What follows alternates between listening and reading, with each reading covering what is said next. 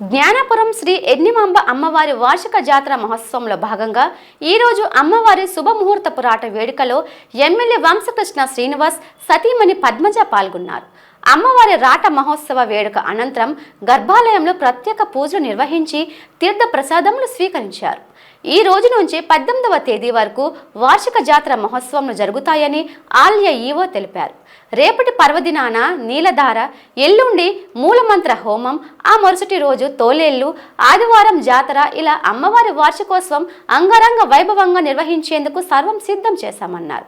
అత్యంత మహిమాన్వితమైన విశాఖ అమ్మవారు ఎన్నిమాంబను భక్తి శ్రద్ధలతో కొలిచిన భక్తులకు ఆమె కొంగు బంగారమని పద్మజ అన్నారు. ఈ కార్యక్రమంలో అధికారులు, అర్చకులు, టీడీపీ, బీజేపీ, జనసేన నాయకులు తదితరులు పాల్గొన్నారు.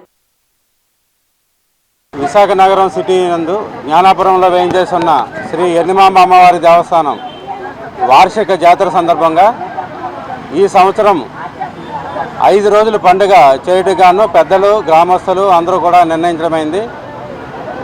ప్రతి సంవత్సరం కూడా శనివారం తొలేళ్ళు, ఆదివారం అమ్మవారి పండుగ చేసేవారము.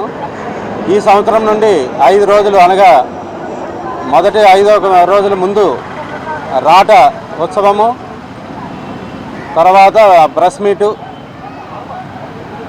ఇది చేస్తూ ఈ 3 రోజులు కూడా వివిధ కార్యక్రమాలు ఏర్పాటు చేయడమైంది.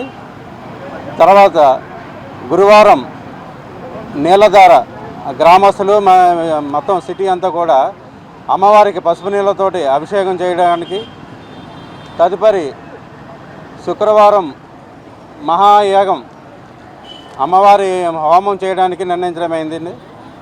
శనివారం సాయంత్రం దుర్గాలమ్మ అమ్మవారి దేవస్థానం పౌర్ణ మార్కెట్ నుంచి అమ్మవారి ప్రతిమలతోటి ఊరేగింపు చేయడానికి నిర్ణయించడమైంది. సాయంత్రం 6 గంటలకి అక్కడ ప్రతిమలు మొదలవుతాయండి. అచ్చంపేట గ్రామం, తర్వాత కాన్వెంట్ జంక్షన్, జ్ఞానాపురం మీదుగా అమ్మవారి ఆలయానికి ప్రతిమలతోటి ఊరేగింపు జరుగుతుందండి.